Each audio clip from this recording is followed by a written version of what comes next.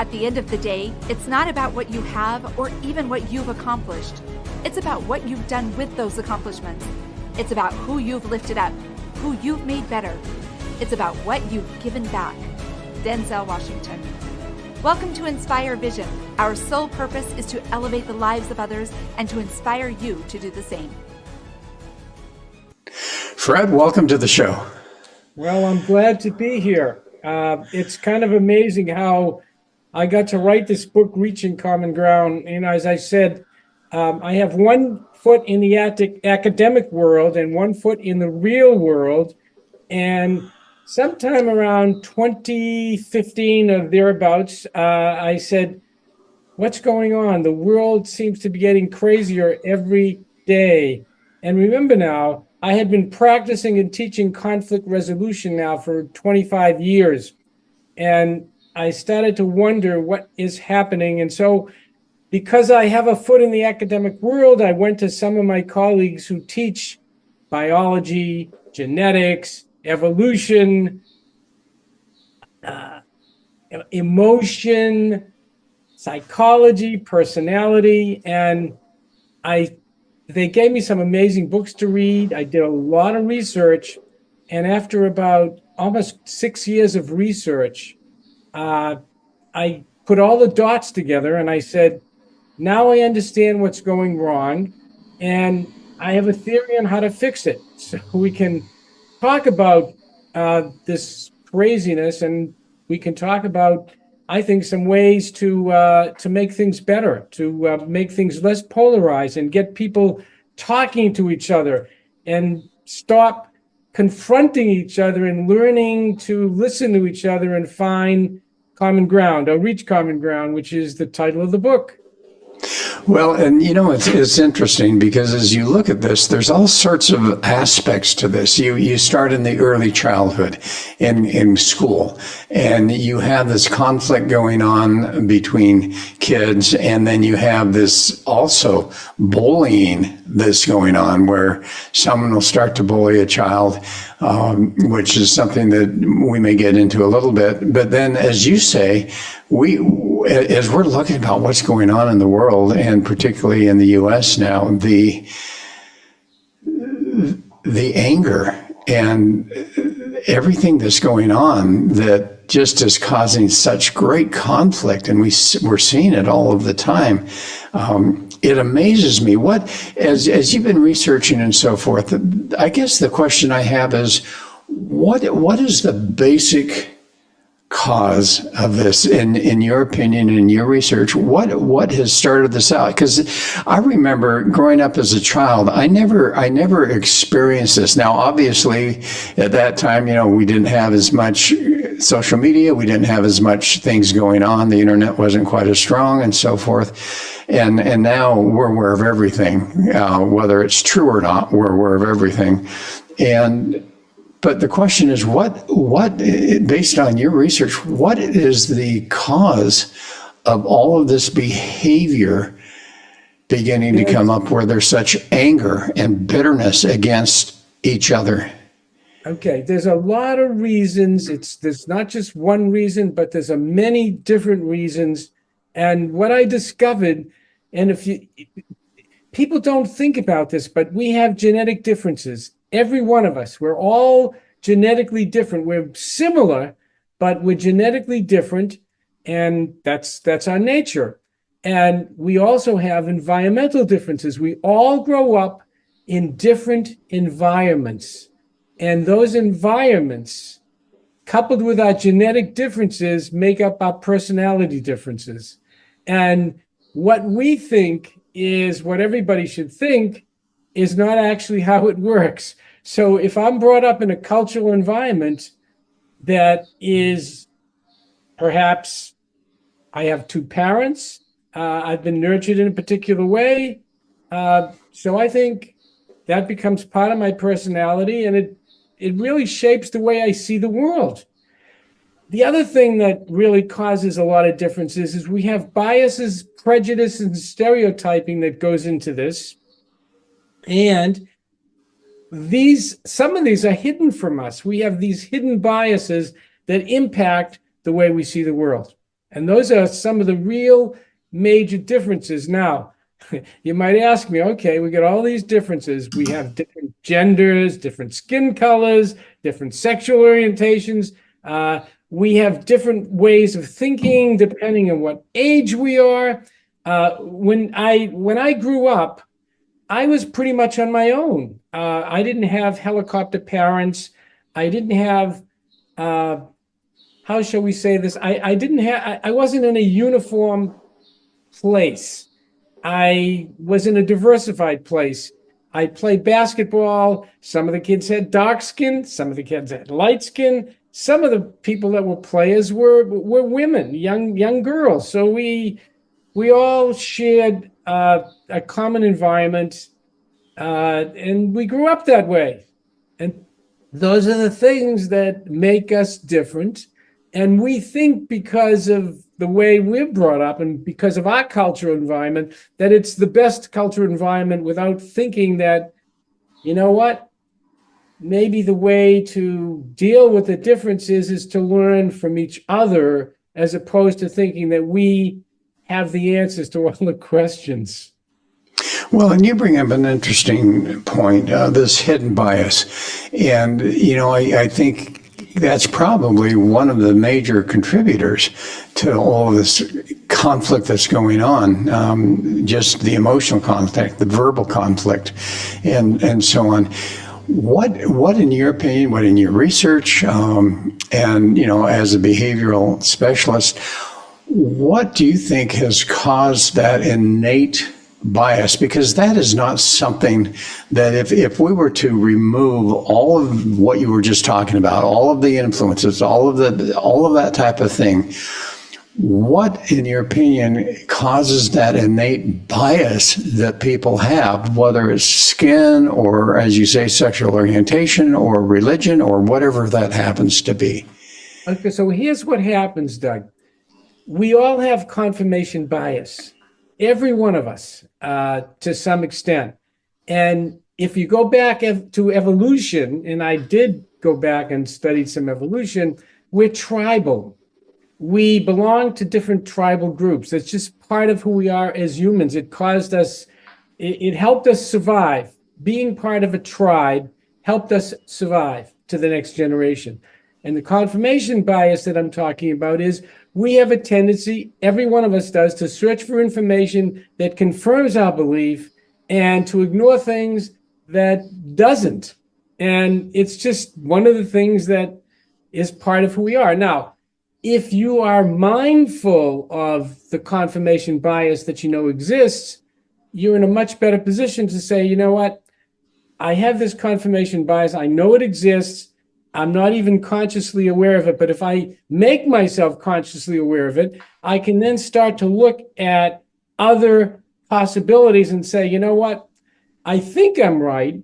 But if I keep an open mind, I might actually find out something that is different and maybe better in terms of how I can live my life. We also have what they call the in-group, out-group bias, which is part of the tribal instinct that we have. So anybody that belongs to my tribe, the in-group, is better, and we're all different from each other. But the people in the out-group, the other, they're not as good as we are. They have different ideas. Their ideas are strange. But the thing is, the people in the out-group, they think the same way that we do. They have an in-group, and they say, well, the other is the out-group. And that's one of the things that keeps us divided. And I think the internet has contributed to that. See, we didn't have internet when we were growing up, so we never had a place to go that would continue to confirm what we already believed. Instead of looking at things that, well, maybe there's a different way to look at it. That's what the internet has done. It's given people an opportunity. For example, if you're a Trump fan, you can go to many places that will confirm your belief about Trump. If you're a Biden person, the same thing. You can go to a place and they'll be talking about Biden, and you'll get that confirmation bias. And the confirmation bias When it's positive, we can call it the halo effect. And if it's a negative, which is often the case when they're dealing with in-group, out-group, I call it, or they call it, the demonizing effect. So anybody that's not like you is you demonize, even though to them, it's the other way around. Well, and it's interesting. I'm on various sites, and I enjoy. My mind is very analytical, and so I love to get in and look at things. And so every once in a while, I'll get on TikTok, just because I find it fascinating. And there's I follow some Buddhist monks that I find have some great philosophies and so forth. But every once in a while, I'll watch this real quick reel. And what they are saying, I know, and I'll stop and actually research this out. They're boldly lying. It is not true. There is no truth or essence of truth to what they are saying. And yet here's something that people are watching and listening to and assuming naturally that it's got to be true. And so here's my question for you. You talk about genetic makeup, and that's one thing that's one of the factors that affects our filtering system. Tell me, on your research, if you've researched this aspect of it, how does genetics literally affect our bias and affect our behavior? Okay, this is kind of interesting because when I first heard about it, I said, this doesn't make any sense. That your genes should I had no problem understanding environment, the culture you're brought up in. Absolutely no problem thinking about that. But there's a colleague of mine who teaches at New York University and wrote a book about people who lean left and people who lean right based on genetic differences. And I don't know if you've heard of the Big Five personality traits. But the big five personality traits, one is openness. Another one is called conscientiousness. Another one is called extroversion. Another one is agreeableness. And another one is neuroticism. And these five personality traits that we all have in one degree or another, some of it, as they've done testing, particularly with twins, have found that there's actually a genetic predisposition to be open. Or to be less open, to be very conscientious, to be less conscientious. Now, it's obviously not a one-to-one ratio because it's not just simply those genetic predispositions, but it's also the environment that you grow up in that we refer to as epigenetic. So it's not just that you have the personality or the genetic trait, it has to be exposed or it has to be generated by your cultural environment. For example, if you happen to be alcoholic, you happen to have a genetic predisposition to be an alcoholic, if you never touch a drink of alcohol, you'll never have a problem. So it's a genetic predisposition, but then it's also triggered by your environment. Okay, so I want you to define epigenetics, and you'll find me asking this a lot because what I have found is a lot of times as listeners are listening, if we start to use words that they don't understand, as you know, they tune out. So as you go on. Anyway, as you go on, if you use a word that I think, let's define for the audience, I'm going to have you define that. So in your mind, when you're talking about epigenetics, what do you mean? Okay, that's absolutely. We've got to have the audience in tune. It means that you have a genetic predisposition, but it doesn't come out unless you're exposed in your environment. So it really takes two. It takes the genes coupled with the environment, the cultural environment you're brought up in, that brings it to the fore. So just think of it as it just doesn't happen by itself, but it has to happen along with your cultural environment. For example, if you're brought up in an Asian culture, you're going to have a different outlook. You're going to have a different way of looking at the world than if you were brought up, for example, in the United States, or perhaps in an African country, or perhaps in a South American country. Now, you take the same person born in any country you want, but if that person is brought up in an Asian culture, the United States culture, South American, that person will be a different child, will be a different adult, will be a different person.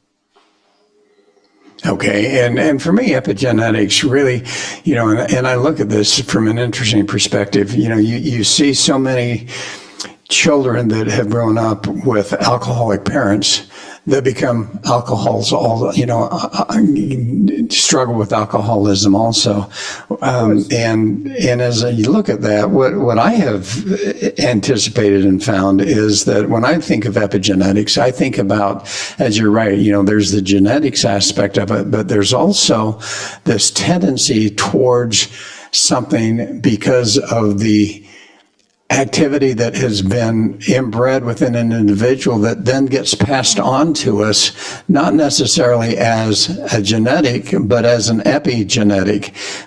For instance, I know that in my family, my dad was, I think, growing up, probably, I think his father used a belt occasionally. And I watched my dad and my mom, specifically, now I observe it as an adult, that they never ever spanked us, per se. We never experienced that. And then as I've watched my brothers, my sister, and now with their children and grandchildren and so forth, I've noticed that what my dad and mom were able to do was to take that epigenetic situation that they had experienced and remove it. And now as we go down generations, that has been removed, and that does not occur within my family environment. And as I look at that, I say, you know what, in my mind, that is where we have taken, because we can't change genetics, but we can change epigenetics. And as you say, that may be behavior that goes on. It could be somewhat environmental also. And maybe the environment is a result of the epigenetics. That's right. So you have taken it out because your environment has created a different person. And it'll happen to the next generation. Even though you have a gene, it's been silence, so to speak. The cultural environment you brought up and silences it so it never gets to express itself in this life, which is great. It's done. Yes, but also, as you say, and I think this is important that we understand this, is that sometimes our behavior, our thoughts, our belief system, our ego, and I like the word ego because I think it's the ego that creates a lot of these issues, has been affected by our environment. And that becomes, as you say, our personality. And when that happens, all of a sudden we have to prove to ourselves that we're right. It's very interesting as I studied behavioral management also, and so on. What I recognize is that we all have to be right. We all have to be right. And as you say, as you have those inner belief systems that are developed or are, epigenetically there, we prove ourselves right only by the behavior that we exhibit. Sure. And this is interesting. We are so sure that we're right that we keep going down that road. And when we discover that we're wrong, the only way we can do that is by listening to other people, listening to other viewpoints, and then saying, I've been doing it this way. I've formed a pattern of behavior based upon all of these things that are going on. And my pattern of behavior, I form opinions, and my opinions are so difficult to change because they become me. They're part of me. It's part of my ego, as you suggested. It's an ego thing. And I can't, somebody attacks my ideas. They attack my opinions. They're attacking me, which is why it's very, very difficult to change one's opinion once it's been formed, because you've had this opinion for years, sometimes 20 years. It becomes almost a sacred value to you. And you don't want anybody to attack your sacred values or your opinions that are deeply held. That's how it goes. Well, and I just finished a behavioral analysis with an individual, and so it reminds me again about how often each of us, based on what our personality is and our behavioral patterns are, we have tremendous fears. And it's interesting to see how different personalities have different fears. So for instance, someone may have a fear of criticism, and when they feel criticism, all of a sudden those emotions are going to come up and they're going to defend themselves. They're going to be angry. They're going to be hurt, whatever that happens to be. For others, it's, maybe fear of being abandoned emotionally. And so you have all of that type of thing going on. So the question then becomes, how do we, first of all, what causes, besides the epigenetics, and what is causing those fears? What is causing those subconscious emotions that bring about our conscious emotions and our personality that can create anger, upsetness, and those type of things? Okay, we as humans are emotional animals. In fact, it's the emotions, if you look at evolution, it's the emotions that allowed us to survive to the present time, to have offspring. 300,000 years ago in the African savanna, those emotions saved your life. You were put in fear. There was the fight or flight syndrome that was essential to survival, because if you didn't react instantaneously to a threat, you were not going to have children to the next generation. So those are the kinds of things that caused us to survive generation after generation after generation. So they were essential for survival, if you think about it. And today, we are not threatened the way we were threatened when the saber-toothed tiger was chasing us, but the brain reacts the same way. So when someone insults us, we have the same reaction as if a tiger was chasing us, and we react the same way. We don't react rationally, we react emotionally. And that creates the problems, because I'll say something that insults me and I'll react emotionally, and pretty soon you've got an escalation of emotion. Now, how do you stop it? Well, the way to do it is to be mindful of this and say, you know what? I'm going to count to 10. I'm not really under a threat. My life is not threatened. I'm not being chased by a saber-toothed tiger. Somebody has called me a name. Somebody has insulted me, but I don't have to accept it. If someone says that I'm stupid, I don't have to accept it. I can count to 10, and I can say, instead of being insulted and react, I can say, thanks for sharing that opinion, and I can move on and have another conversation. So the way to avoid it is to really be aware, to be mindful, and to reflect and say, okay, he said something. If it's true, I might say, well, thank you for sharing that with me. Maybe I can find a way to improve myself. And if it's not true, I don't have to pay attention to you. I can't change a rock by saying you're not a rock. And if somebody calls me something, and the way to avoid bullying really is the same thing. If it's a verbal attack on me and not a physical attack on me, which of course is much different, but somebody, if verbally attacks me, I have a choice. I don't have to respond in a way that is negative. I can react in a different way. Well, and I like what you talk about as far as mindfulness, because as we talk about that, and that's not necessarily easy to achieve, but I think that it becomes a goal that each of us need to have, or hopefully would have, because when we're mindful, as you say something to me, and quite interestingly, you may say something to me. I've experienced this with my kids. I will say something to them with a very specific intent, and occasionally they come back taking it as a criticism or those type of things. I have learned with my children and with others now that before I ever offer an opinion, I ask the question, is it okay for me to offer an opinion, or do you just want me to listen and really not respond? And they'll tell me, and that's made a huge difference.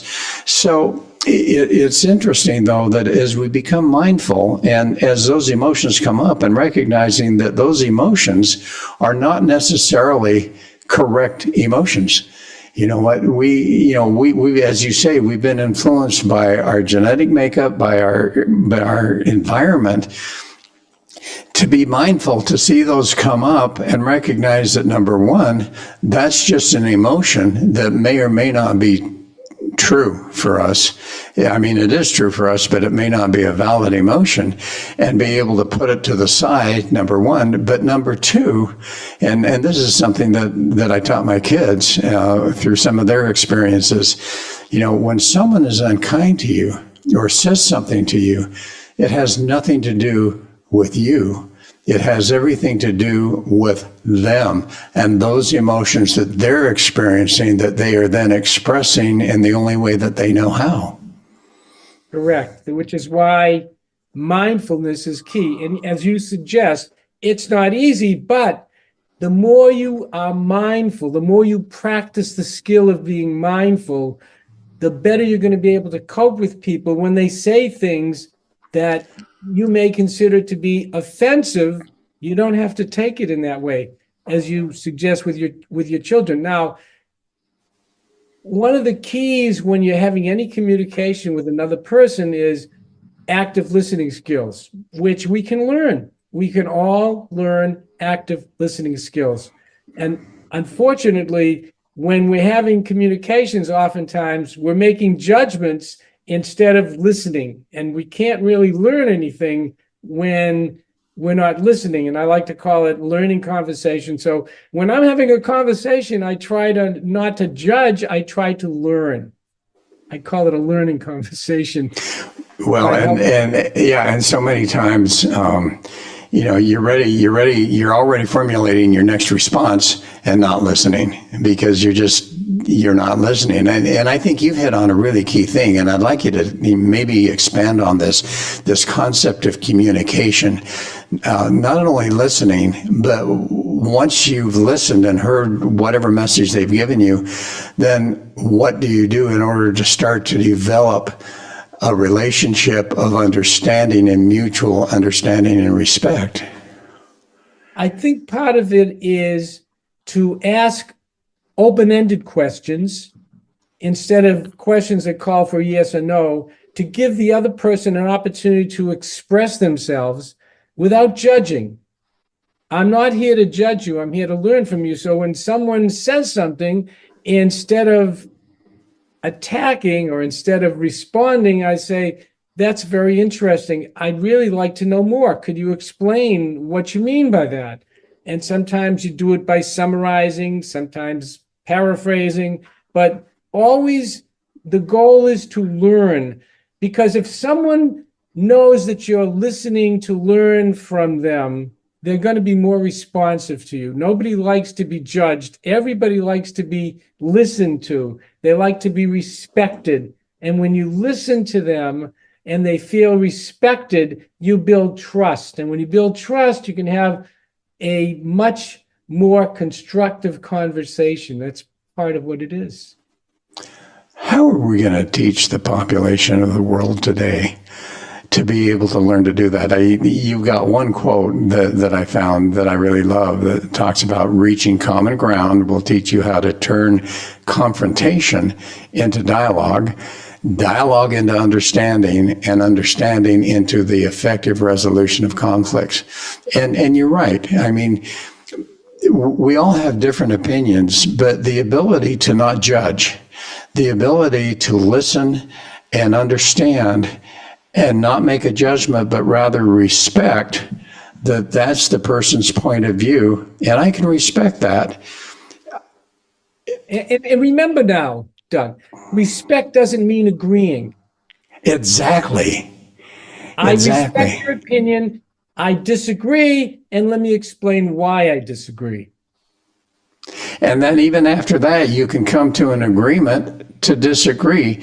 But you're right. All of a sudden, when we talk about communication, there's so much that goes into that, because there's number one, as you say, listening.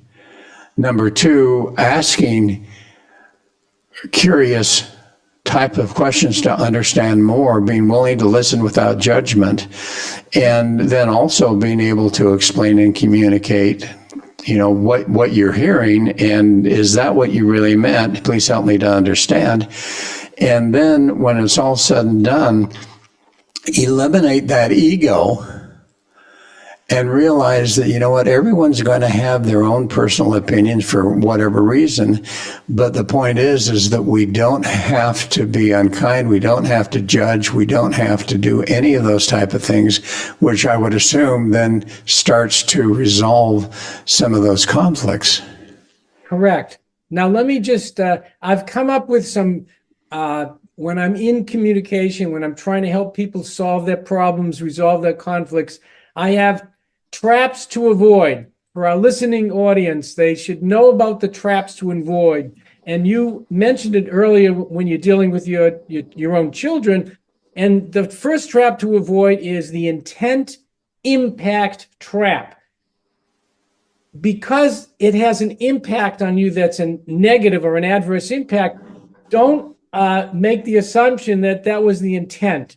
Always think about intent impact. What's the I know what you said to me, but I don't know what your intent was. I know what the impact was because I felt it, but I don't know what your intent was. So one of the things to think about as a trap to avoid is the intent impact trap. The second I like to call the judgment assumption trap. And we oftentimes make assumptions, and then we form judgments from those assumptions, and we may be way off base. We may make an assumption, and then from that form a judgment, and it may be totally not true. And the only way you can prevent or avoid that trap is by the kind of active listening, asking questions, not making judgments, but learning. And when you go to a learning conversation, you can avoid that judgment assumption trap. And the last trap that I like to talk about to avoid is the binary trap, the either or.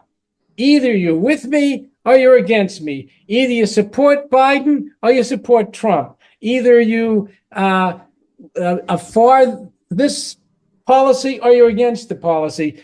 And that's a trap because there are very oftentimes many different ways to look at things. It's not either or, but there are many different ways. And if you think about it, you can come up with, well, it doesn't have to be either or. I can actually find some other alternatives. Maybe there's a half a dozen, maybe there's a dozen, maybe there's 20 alternatives that I might be able to use. So I want to get away from that trap. And then I give tools to use. So every time I have this conversation, the tools to use, one, very key, being open-minded. My second tool that I use in conversations, curiosity. I'm curious. I truly want to know. I truly want to learn. That's my curiosity tool. And finally, I have my empathy. I want to try to think about putting myself in the shoes of the other person. Those three tools are very helpful. In fact, when it talked about curiosity, I think it was Einstein that said curiosity is more important than almost anything, to have a curious mind. That's why he did so many things and learned so many things, because he was curious.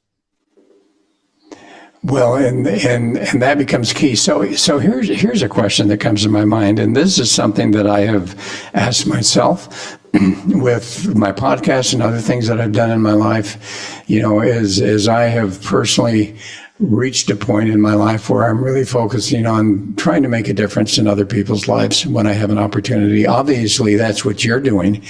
So the question is, how do you really change the world? How do you reach the people that are so angry, that are, and we're seeing it all the time now.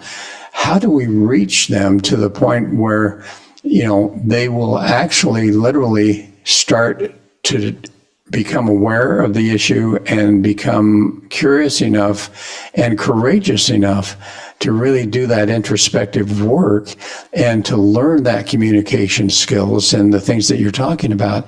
How do we do that to the point that we're literally going to make a difference? We do it by what we're doing right now. We having a conversation that we're sharing with people that are listeners. We do that as often as we can, in as many places as we can, educating our children to educate their children. That's what the process is. The more people that start to use this process, the more we're going to get to a place where people are going to do it as a normal way of doing things, as opposed to fighting each other, because nothing happens when people are in conflict. And conflict isn't necessarily a bad thing, because conflict is almost like friction. You need the little conflict so people can work together. But we can learn the skills. We realize that it's not going to happen overnight, but if we keep talking about it, if we keep teaching it, and people start realizing it's more effective to get where we want to get, to make our lives richer, to make our lives fuller, that's what we have to keep doing. And the more we do it, the more people we teach, they can go on to teach other people the same skills that we're talking about now. Okay, so you mainly have been working with adults, I would assume, with what you're doing. I'm going to ask you some questions now that go to one of the reasons that I actually was focusing for the last little while on bullying is because I have observed that going on in some of my friends' lives with their children. And one of the things that I've asked different people, and I'm not sure I've totally got a resolution to this, but I'm a parent, and all of a sudden I discover that one of my children are being bullied in school. How do I handle that, and how do I approach that in a way that will, number one, help my child to not really experience that, but number two, to be able to approach the school, to be able to approach the teacher, maybe even be able to approach the parents of the child that is bullying. How do we do that in a way that we can literally start to change that situation that is universal, not only in the business world, but also in the schools? I think that as parents, we have to be really careful about being overprotective of our children, because if you're overprotective, sometimes it doesn't create resilience. And sometimes if children are allowed to deal with conflict at a very early stage and solve the problems themselves. I know when I was growing up, my parents weren't around all the time. I would very oftentimes go out to play. I'd be in the playground with other kids, and we'd have our disagreements. In fact, there were times when we would have our fights and skirmishes, but we learned how to deal with them at our level, and it insulated us as we got older. And it's sort of like there's a difference between physical bullying and verbal or emotional bullying. If someone calls you a name and it's a a verbal bullying, you say, okay, if it's not true, then you don't have to really be concerned about it. We just ignore it. It's not an easy, by any stretch of the imagination, but I think that the more we allow our children to deal with these issues, as opposed to jumping in and serving as the helicopter parent, I think the more resilient we make our children, the stronger. We almost inoculate them against being bullied, at least verbal bullying, if we explain to them the things that you and I are now talking about. Okay, Fred, you're talking from your environment. You're talking from your growing up and pattern. Okay, I am aware, totally aware, personally, of children that have been bullied to the point that they're ready to commit suicide. And no level of, all right, this is, you can just be strong. You can just learn how to do this. What do those parents do when they have a child that is being bullied emotionally, not physically, but emotionally, to the point where it is literally affecting the well-being of that child? As you direct people from a adult standpoint in business and so forth, and what you tell them, how would you take that and correlate that to talking to a parent whose child is not resilient and who is emotionally just really being bullied to the point that they're getting to a point that we don't even want to talk about? How do you advise those parents to help that child to start to experience a different experience? It's very difficult once the child has got to a certain age. If the child at a very early age is given, put in not serious risky situations, but in putting risky situations, and learns to cope. I know it's a tough topic. I don't like the bullying in terms of, I'm a victim, you've bullied me, so I'm a victim, you're a perpetrator, and people that don't do anything about it are bystanders. I mean, those are the three parts of bullying. You've got the perpetrator, who's probably has been bullied and has had a terrible upbringing to be in that situation. Bullies are really children that have been abused in one way or another. You don't become a bully unless you've been taught, unless you've been abused yourself. I agree. Now, then you start to attack the bully, and then he becomes the perpetrator, and then you've got the victim, who is the person being bullied. The trick is and there's a colleague of mine, and maybe you should have a conversation with my colleague, who has a program that changes bullies into buddies. He has an approach which essentially says, okay, we are going to teach how to change bullies into buddies. And I'll give you the information that he has. Yeah, please have him connect with me. Yeah. That would be great. He has been doing this for years, and he can explain it in a way better than I can explain it, because that's all he does, is teaches children not to consider themselves to be victims, and to teach them how to be resilient, and to take the person who has been a perpetrator, who we call bullies, or has been labeled as a bully, to teach the bully different skills so that he doesn't become a bully, rather that he learns new skills. Of course, it's difficult when you grow up in an environment where you have been bullied, you've been abused as a child. It's very difficult for you to change from that pattern of behavior to a pattern of behavior where you're going to learn how to work together with the person you've just bullied. Yes, and that could be a great conversation. So I would look forward to that connection. So, Fred, let's go back now to the original conversation that we had. Yeah. As we're closing, if you were to come up with a succinct message that you'd like to share with the audience in less than a minute, I will. What would that message be? Okay, I'm going to give you 6 mindful reminders. These are things. Number 1, bias affects our opinions. Emotions impact our decisions. Everyone, we are all different and unique. We see things through our own filtering lens. You can't change anyone's opinion.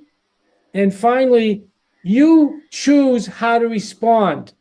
If someone insults you, you can choose how to respond. Wonderful. And those are such important messages. Fred, thanks for being on the show. This has been a fascinating conversation. Thanks for having me, and I will definitely have him get in touch with you. Well, that would be great. And folks, thanks for listening. I hope this is making a difference. Fred, how do they find your book? Reaching Common Ground. Reaching Common Ground. You can find it wherever books are sold.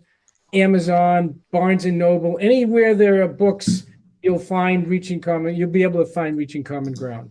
Wonderful. Folks, thanks for listening. Hope you'll join us again soon. It'll make your life better.